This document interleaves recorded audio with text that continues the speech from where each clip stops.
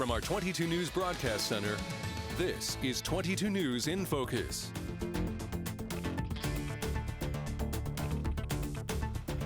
Good afternoon and welcome to 22 News in Focus. I'm Ciara Speller. The COVID-19 pandemic has impacted economies around the world. Here in the United States, the economy is moving forward with an increase in employment and wages. But prices for everything from consumer goods to housing and energy are also on the rise. And as the summer ends, people who are struggling economically, especially in colder northern states, are concerned about how they'll survive this winter. With me today to discuss the economy and energy is Michael Lynch, President of Strategic Energy and Economic Research. We thank you for being on the program today. Thank you, Ciara. So let's start with the current state of the U.S. economy. Is our economy doing well or is it struggling? Well, so far it's doing well, but it's kind of 2 or 3 toes over the line. If things fall the wrong way, we're going to be in at least a mild recession.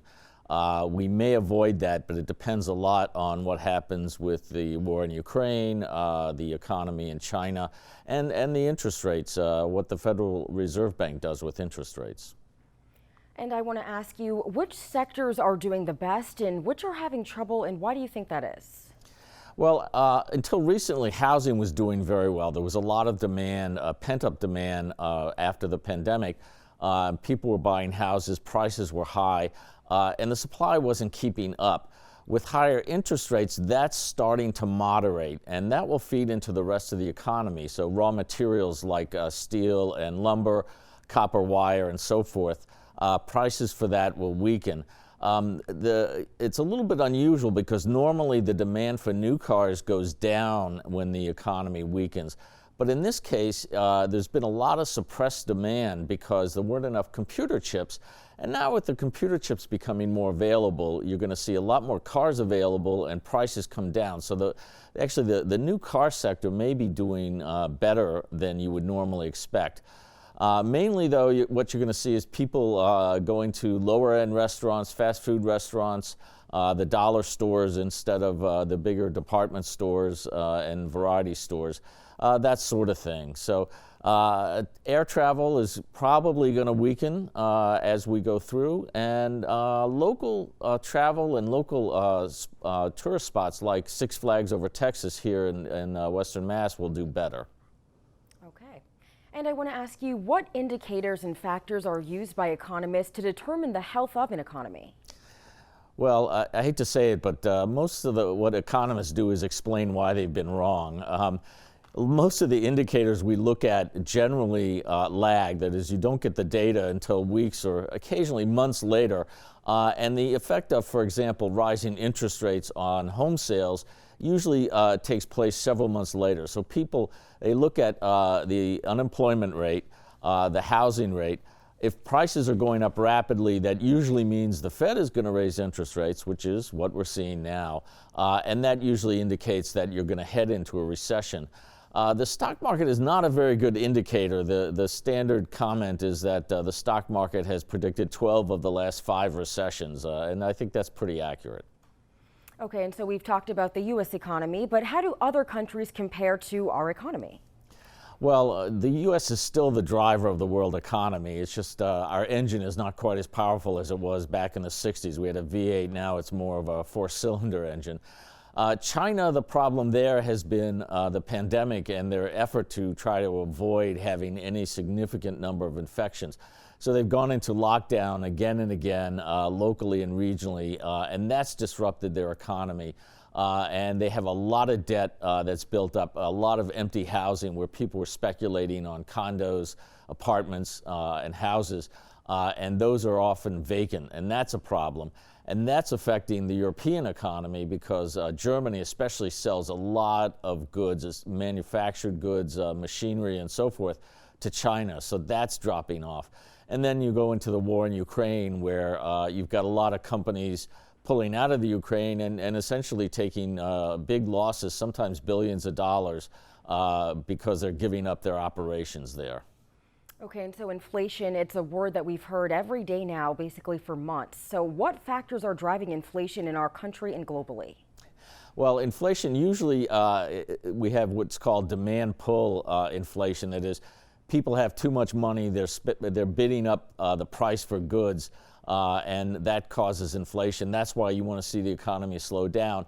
Occasionally you have what is called supply push inflation, which is kind of what you're seeing now, where the cost of energy goes up, and that raises the price of a lot of other goods because so many goods are either manufactured with oil and gas, or almost everything is shipped using oil, and that raises the cost. Then you have the supply chain crisis, which has meant that companies have found themselves not able to locate equipment or goods they need to manufacture their products, and that causes them to bid up the prices and sees those prices then translate through the entire economy, eventually to wages, and with higher wages that drives up prices, and you get a vicious circle. All right, and lastly, I want to talk about the Fed. The Fed has raised interest rates. So why is that important, and how does it affect economic recovery? Well, the interest rate affects essentially your borrowing costs, and that can be your credit card bill, meaning you're spending more on the interest on your debt, on the credit card debt, and you have less to spend on other goods. But also it means that if you're buying a house with a higher interest rate, your monthly payment is going to be higher. So you're either going to postpone buying a house or buy a somewhat cheaper house. And that puts some deflationary pressure on the housing sector, and that's the kind of thing that ultimately leads you to a recession. Okay, Michael Lynch, President of Strategic Energy and Economic Research, we thank you for being on the program. The energy sector has a direct impact on our finances, and we'll have that discussion when we return. You're watching 22 News in Focus.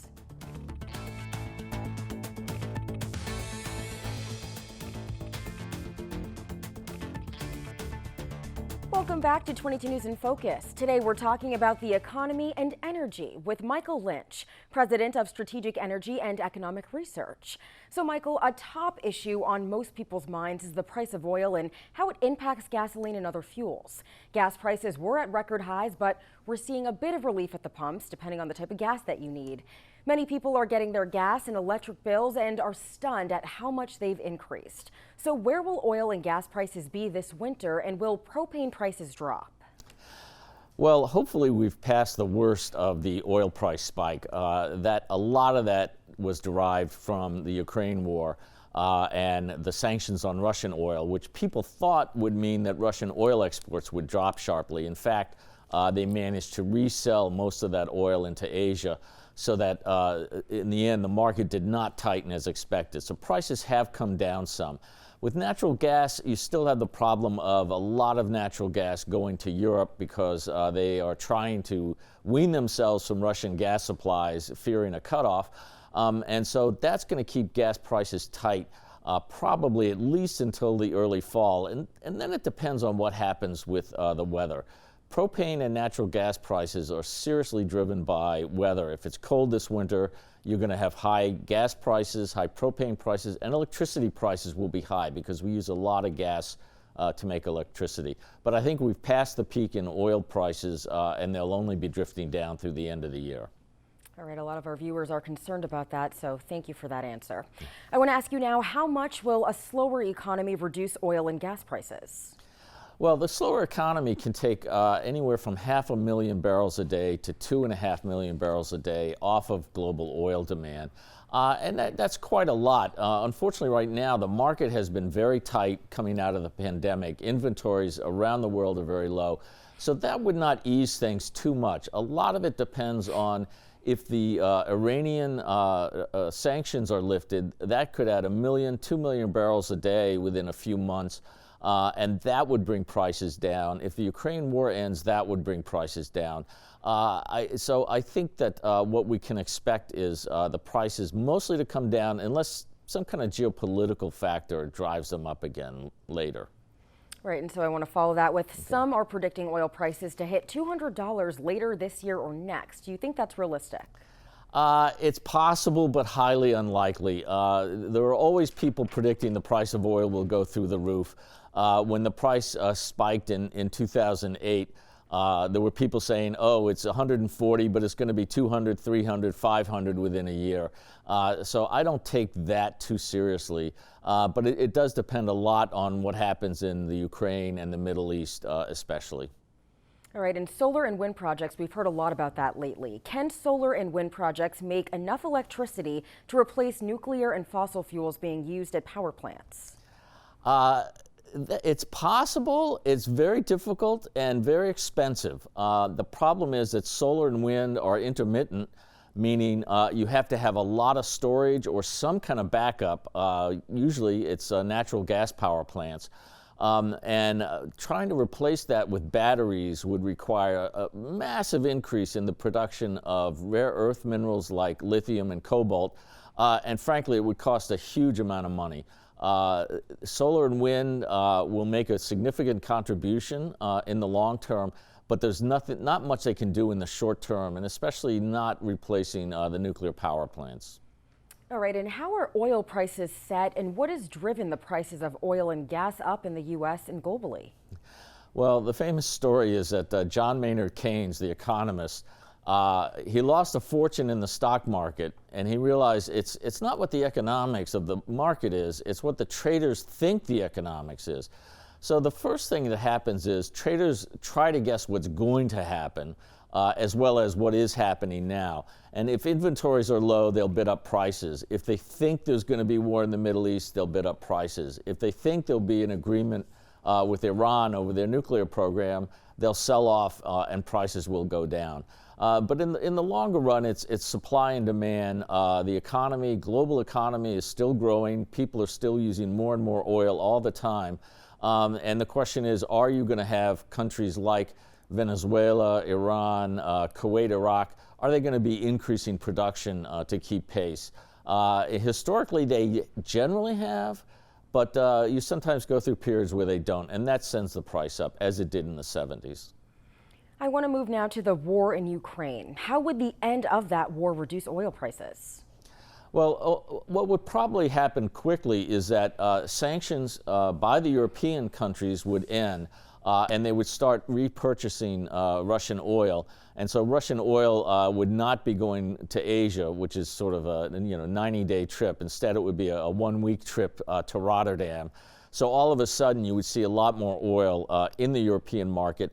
And U.S. oil has been exported to Europe the last few months since the war began because of their shortage of Russian oil. And that would stop. U.S. inventories would go up, and that would bring prices down. Once you start seeing U.S. inventories go up in the weekly data for several weeks, 3 or 4 weeks, I think that will signal to people that the market is back in balance and we'll see significantly lower prices. And going off of that, how much oil, natural gas, and coal does the U.S. produce annually? And do you think it's enough to meet our demand without the need for imports? Yeah, actually, it is funny. We are now a net exporter of energy, especially natural gas and coal. Oil, we import slightly. We export some high-quality oil and import low-quality oil because it's more suited for U.S. refineries. Right now, we're really pretty much energy independent. The problem is we're always going to pay world prices for oil and coal, not so much gas. But if the price of oil goes up anywhere, it goes up everywhere. So even if we're not importing oil, we're still going to be paying more for gasoline. Okay, and just quickly off of that, if gas prices go down significantly, can we expect to see the cost of goods and services begin to level off as well? Yes, that feeds into the overall inflation rate, and it feeds into people's expectations of inflation and wage demands. And so that should see inflation coming down back to maybe not all the way to pre-pandemic levels, but to something that the Fed is comfortable with. Okay, and when we return, we'll look into the federal and state climate bills. You're watching 22 News in Focus.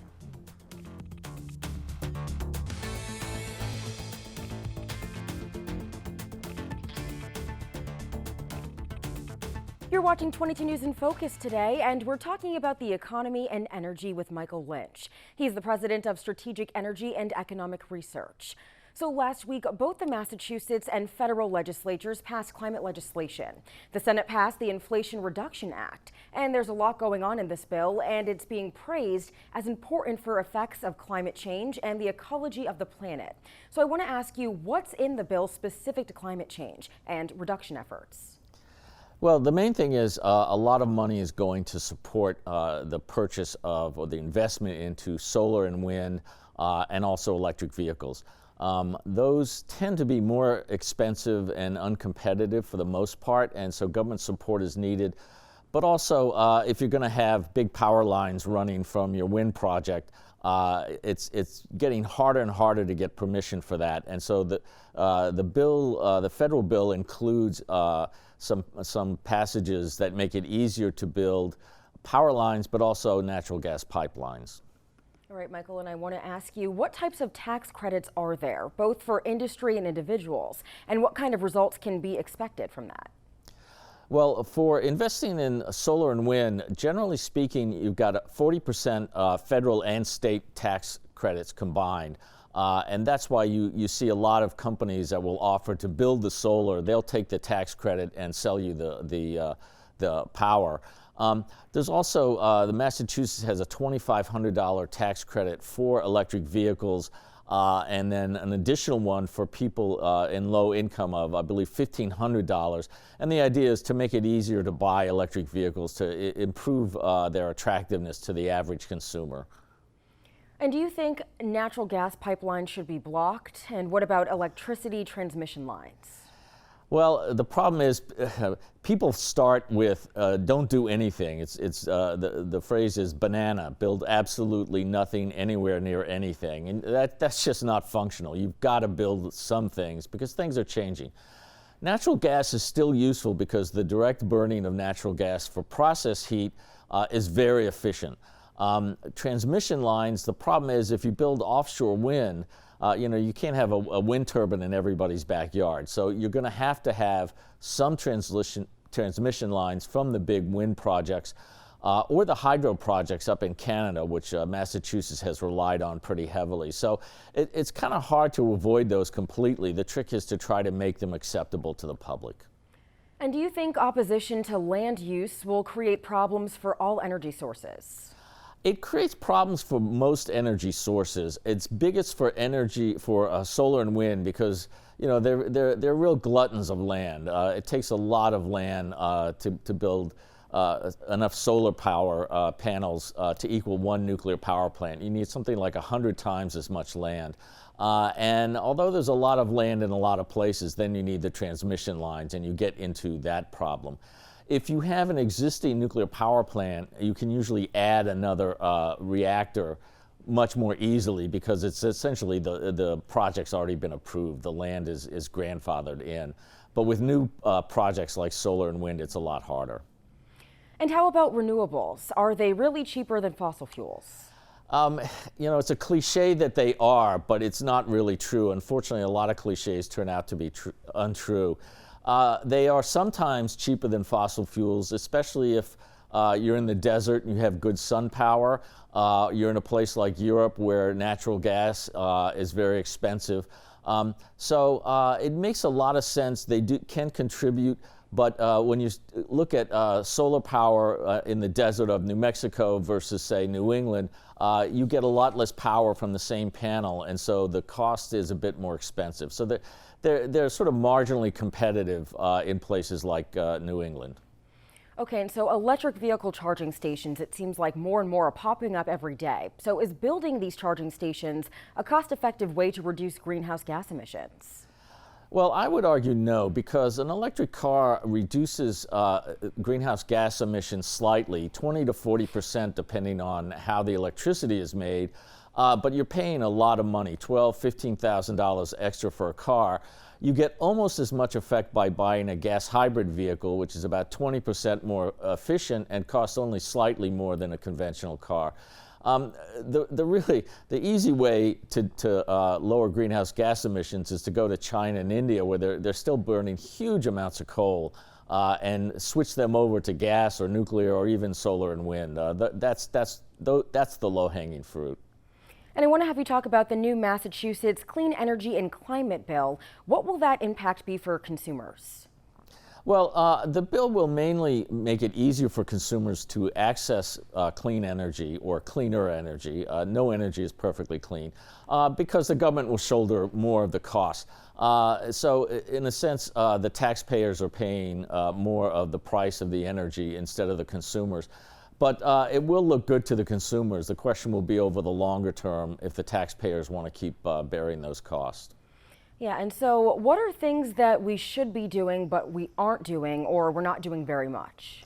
Well, there's a lot of things, frankly, like just planting trees. And, you know, the environmental justice movement, they're focusing on a good target where they sort of say, well, pollution is higher in neighborhoods that are dominated by people of color. And, you know, even if you don't care about the justice factor, you should improve the environment. So more trees.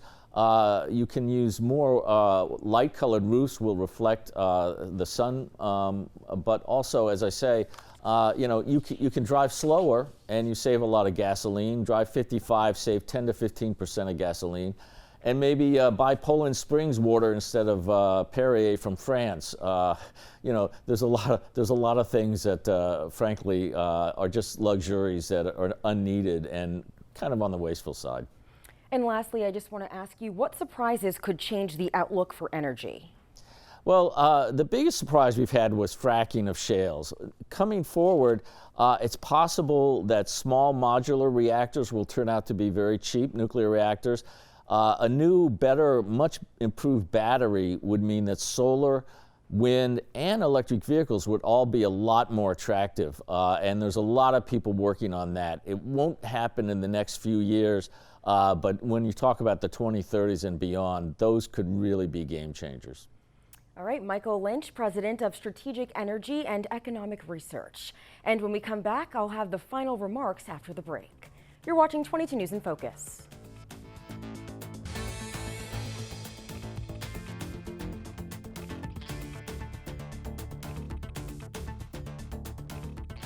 Welcome back to 22 News in Focus. Today we've been talking about the economy and energy with Michael Lynch, President of Strategic Energy and Economic Research. Michael, we want to thank you so much for being here on the program today and sharing your advice with our viewers. Oh, it's my pleasure, Sierra. And we thank you at home for watching. If you missed any of it, you can watch it in full on our website at WWLP.com. From all of us here at 22 News, have a great day.